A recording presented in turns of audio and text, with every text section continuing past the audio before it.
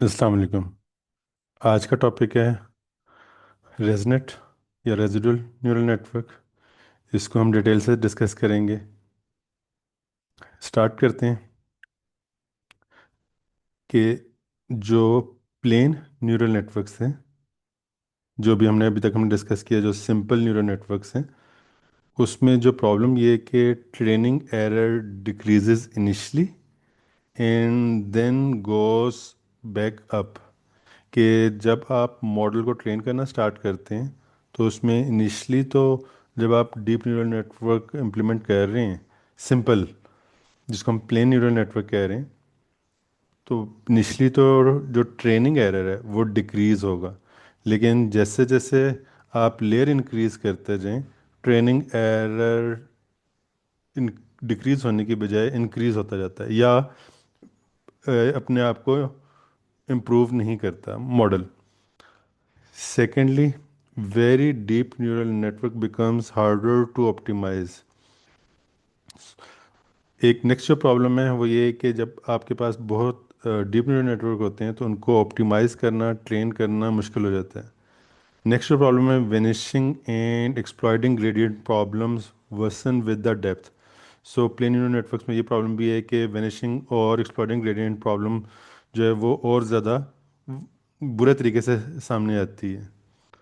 और theory says deeper is equal to better, but practice says otherwise. So जब हम plain neural network को use कर रहे हैं तो उसमें हमारे पास जो एम्पिरिकल, आगे हम ग्राफ से भी इसको आपको शो करते हैं, थ्योरी थ्योरी ये कहती है कि हम जैसे जैसे डीप न्यूरल नेटवर्क करते जाएं, जो एरर है, ट्रेनिंग एरर, वो रिड्यूस होना चाहिए। लेकिन एम्पिरिकली हमें नज़र आता है कि एक्चुअली जैसे जैसे हम न्यूरल नेटवर्क को डीप करते जाते हैं तो एक पर्टिकुलर टाइम पीरियड तक तो एरर रिड्यूस होता है, लेकिन उसके बाद एरर रिड्यूस होना बंद हो जाता है।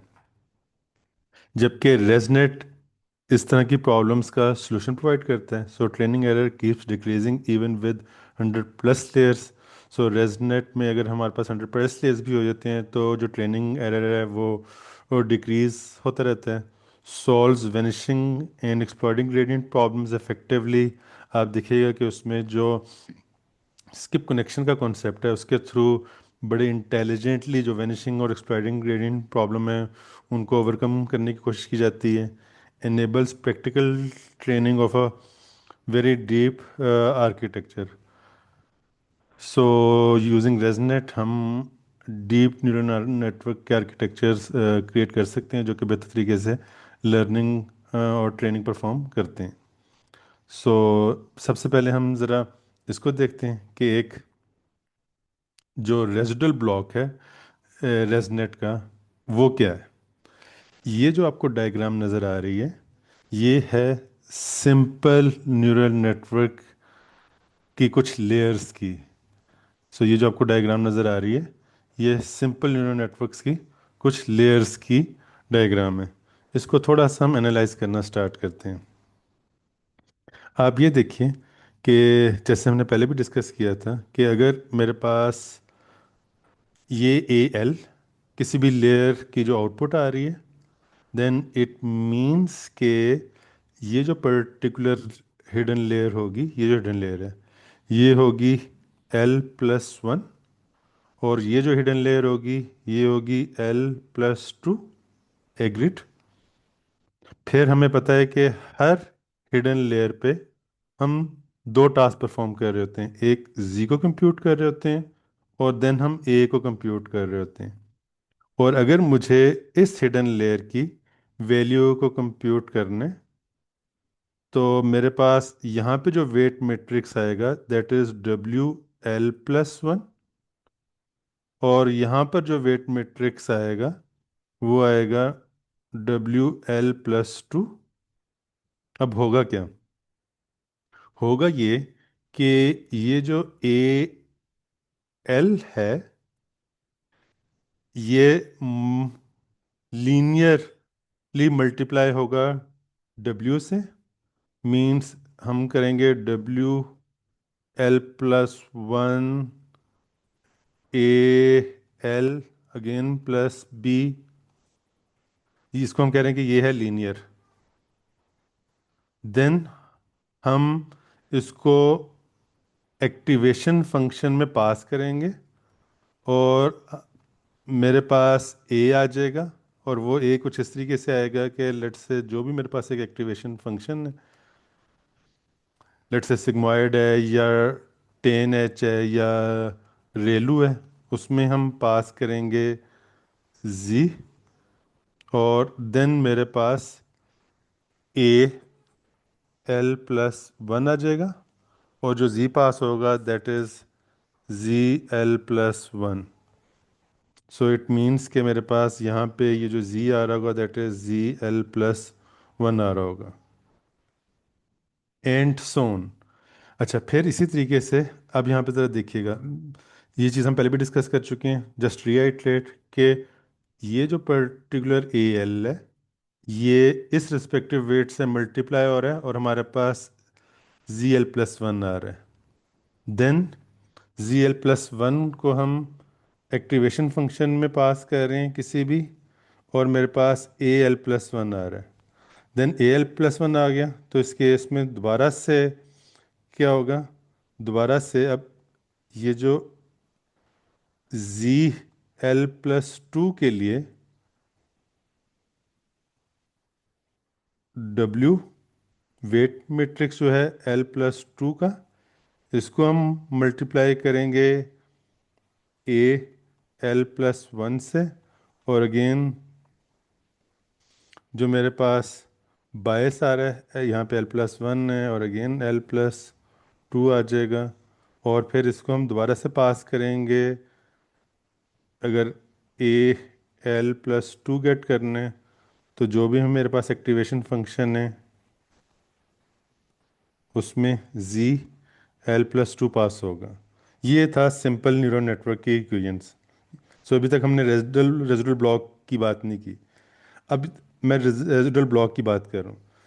रेजिडुअल ब्लॉक ये कहता है कि यानी इस न्यूरल नेटवर्क से एक एरो यहाँ पर जा रहा होगा, दैट्स इट। ये अब एक रेजिडुअल ब्लॉक बन चुका हुआ है।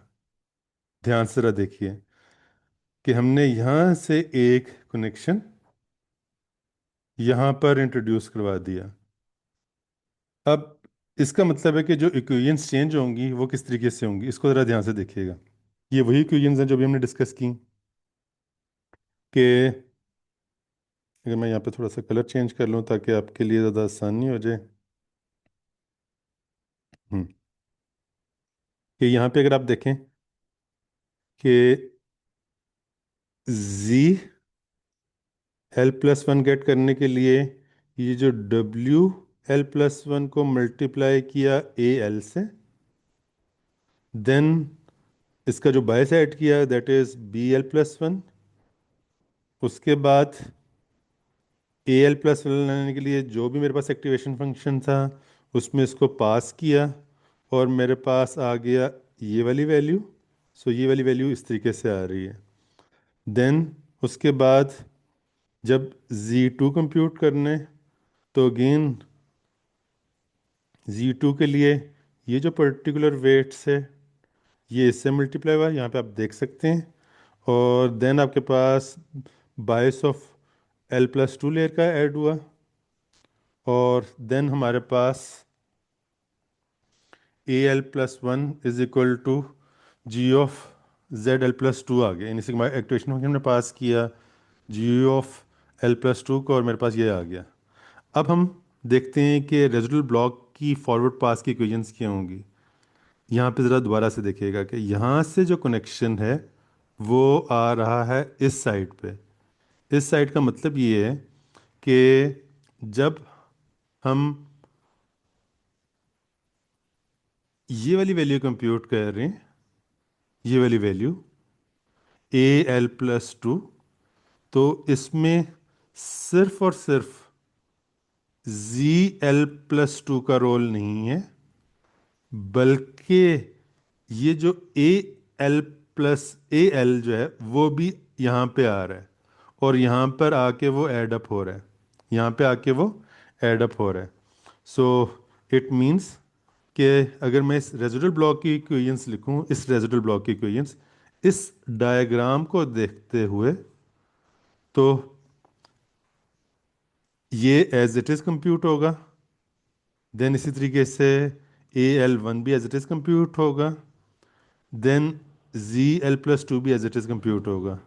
अब सिर्फ चेंज यहाँ पर आ रहा है कि जो AL+2 कंप्यूट होगा वो कुछ इस तरीके से होगा कि जो मेरे पास एक्टिवेशन फंक्शन है, सॉरी जी ऑफ, अब उसमें ZL+2 तो जा रहा है, और प्लस यहाँ से जो वैल्यू आ रही है, ये वैल्यू क्या आ रही है, that is AL+AL। That's it. ये अब आपके पास रेजिडुअल ब्लॉक की फॉरवर्ड पास की इक्वेशन आ गई। उम्मीद है आपको चीज़ें समझ आ चुकी होंगी। कोई क्वेश्चन, कोई कंफ्यूजन हो तो आप मेरे से पूछ लीजिएगा। एक दफ़ा दोबारा देखिएगा, सिर्फ आपने इस एरो को अंडरस्टैंड करना है। ये एरो यहाँ पर आ रहा है, इट मीन्स कि हम जी कंप्यूट कर चुके हैं, और अब जब हमें AL+2 कंप्यूट करना है तो मुझे ZL+2 को भी यूज़ करना है और इस वैल्यू को भी यूज़ करना है। सो अगली वाली जो डिस्कशन है उससे ज़्यादा क्लियर हो जाएगा कि असल में यहाँ से हम एक स्किप कनेक्शन पास कर रहे हैं यहाँ पर। इट मीन्स के जो ZL+2 है वो कंप्यूट हो चुका है, और इसको कंप्यूट करने के लिए दो इन्फॉर्मेशन चाहिए। इस डायग्राम से आपके पास ज़्यादा क्लैरिटी आ जाएगी। आप देख सकते हैं कि आपके पास ये था,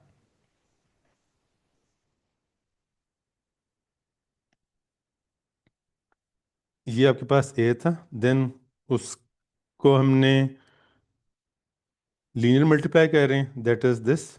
वेट्स को रिस्पेक्टिव इनपुट से मल्टीप्लाई कर रहे हैं और बाइसेट कर रहे हैं। देन ये जो AL1 है, इसका जो स्किप कनेक्शन है, ये आप अगर ऑब्जर्व करें, ये स्किप कनेक्शन जा रहा है यहाँ पर, और यहाँ पर ये प्लस हो रहा है। उसके बाद ये एक्टिवेशन फंक्शन है, let's say Relu. So it means कि ये आपके पास यहाँ पे मैप हो गया। Then linear function, linear linear हमारे पास हम कैलकुलेशन परफॉर्म कर रहे हैं, मीन्स AL+1 और WL2 के वेट्स को रिस्पेक्टिव मल्टीप्लाई किया, दिस हुआ। अब आपको यहाँ से और ज़्यादा क्लैरिटी आ जाएगी कि अब इस स्टेज पे जब हमने रेजिडुअल ब्लॉक को कंप्यूट करना है, यानी AL2 को कंप्यूट करना है, इसको अगर कंप्यूट करना है तो इसको दो इन्फॉर्मेशन चाहिए। एक ये वाला linear, means Z of L2, और प्लस AL, और ये यहाँ पे आ गया। होपफुली आपको काफ़ी हद तक क्लियर हो चुका होगा। सो असल में क्या हो रहा है कि ये है सिंपल न्यूरल नेटवर्क, जिसको हम प्लेन न्यूरल नेटवर्क कहते हैं। और अगर मैं इसको रेजिडुअल न्यूरल नेटवर्क में कन्वर्ट करूँ तो ये कुछ इस तरीके से हो जाएगा। सो अब अगर इस न्यूरल नेटवर्क की मैं फॉरवर्ड, जो सिंपल न्यूरल नेटवर्क है उसकी फॉरवर्ड पास की कोई लिखने के लिए कहूँ तो उम्मीद है आपके लिए कोई मुश्किल नहीं है। और अब मैं आपको ये वाला रेजिडुअल ब्लॉक दे दूँ और आपसे कहूँ कि अच्छा इसकी फॉरवर्ड पास की इक्वेशन लिखें, तो अगेन इसके लिए भी आपके लिए कोई मसला नहीं होना चाहिए। अच्छा, एक और चीज़ जो हम पहले भी डिस्कस कर चुके थे कि जो प्लेन न्यूरल नेटवर्क है, मींस विदाउट रेजनेट, वहाँ पे होता ये है कि थियोरेटिकली तो जैसे जैसे हमारे पास नंबर ऑफ लेयर्स हम इंक्रीज करते जाएं, एरर, जो ट्रेनिंग एरर है वो डिक्रीज होना चाहिए, लेकिन वो डिक्रीज नहीं होता बल्कि वो इंक्रीज होता जाता है एक पर्टिकुलर टाइम पीरियड पे, ये प्रैक्टिकली। जबकि जो थ्योरेटिकली है वो इस तरीके से डिक्रीज होना चाहिए। लेकिन रेजनेट के केस में प्रैक्टिकली और थ्योरेटिकली जैसे जैसे हम नंबर ऑफ लेयर्स इंक्रीज करते जाते हैं, अगेन एक पर्टिकुलर टाइम पीरियड पे जो नंबर ऑफ लेयर्स का काउंट इनफाइनाइट ऑब्वियसली नहीं हो सकता, इसकी भी कुछ इश्यूज हैं, वो हम लेटर स्टेजेस पे डिस्कस करेंगे। तो यहाँ पे हमारे पास जो ट्रेनिंग एरर है वो रिड्यूस होता जाता है। यहाँ से आपको और ज़्यादा क्लैरिटी आ जाएगी कि जो रेजिडुअल नेटवर्क है, रेजिडुअल न्यूरल नेटवर्क, उसकी शक्ल कुछ इस तरीके से होगी। उसके लिए फॉरवर्ड पास की कोई लिखना कोई मुश्किल नहीं है। और इन रियलिटी आपके पास जो रिजल्ट आ रहा होता है वो कुछ इस तरीके से आ रहा होता है प्लेन न्यूरल नेटवर्क के केस में। जबकि थ्योरी ये कहती है कि हमें जैसे जैसे नंबर ऑफ लेयर्स इंक्रीज करता जाए तो एरर रिड्यूस होना चाहिए, लेकिन होता नहीं है। जबकि रेजनेट के केस में हमें वही रिजल्ट्स मिल रहे होते हैं जो कि थ्योरी कह रही है। इस डायग्राम से आपको एक और बेहतर आइडिया हो जाएगा कि आपके पास ये प्लेन न्यूरल नेटवर्क है और देन आपके पास ये रेजनेट है, और रेजनेट में डिफरेंट रेजिडुअल ब्लॉक्स हैं जिनको हम कनकैट करके पूरे आर्किटेक्चर बिल्ड कर सकते हैं। आई एम श्योर इसको आप देख लीजिएगा, कोई क्वेश्चन कोई कन्फ्यूजन हो तो डिस्कस कर लेंगे।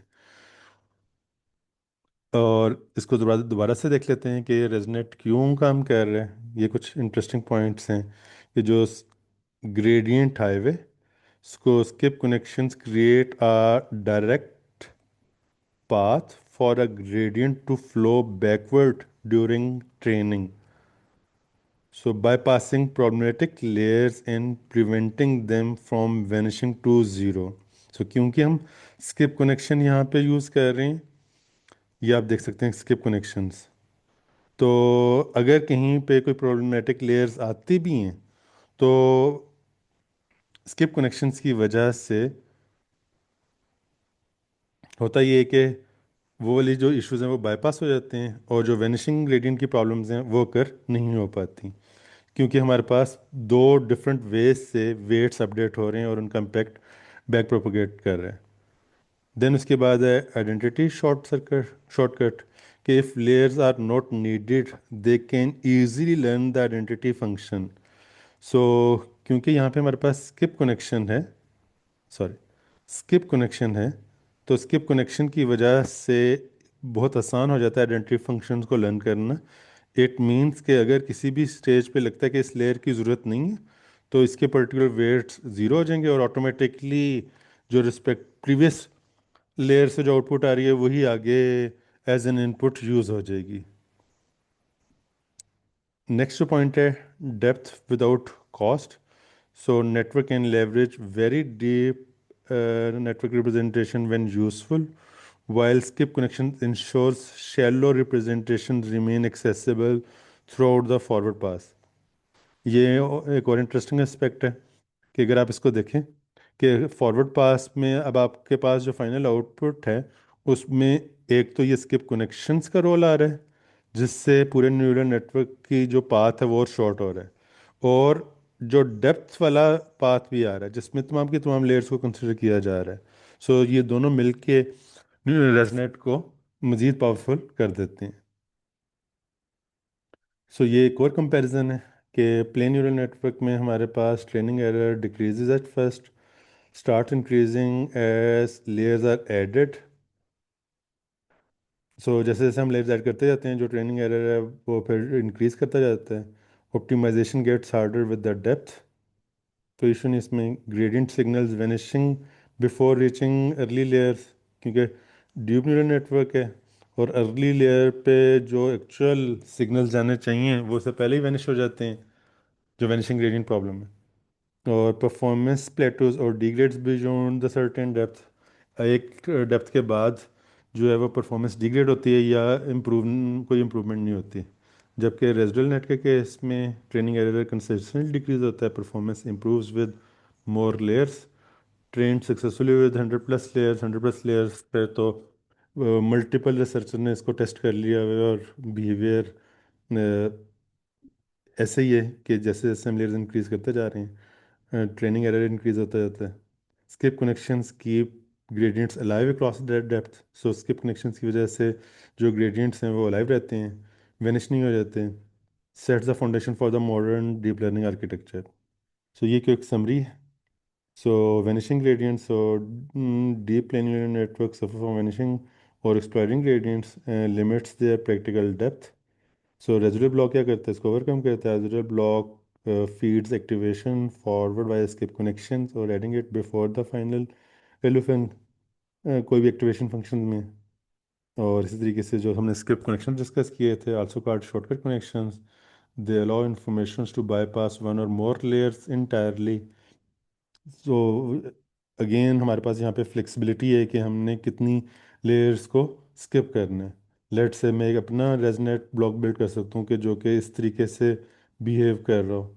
सो totally it's up to you. So फिर इसी तरीके से जो stack many residual blocks together to form a deep residual network. So जब अगर हमने डीप रेजिडुअल रेजनेट बनाना है तो हम बहुत से रेजिडुअल ब्लॉक को स्टैक करके और deep residual neural network build कर सकते हैं। और resonate enables training of networks with 100 plus layers solving gradient problems effectively। जी बच्चों, कोई क्वेश्चन हो, कोई कन्फ्यूजन हो, आप पूछ लीजिएगा। Thank you so much. अल्लाह हाफिज़।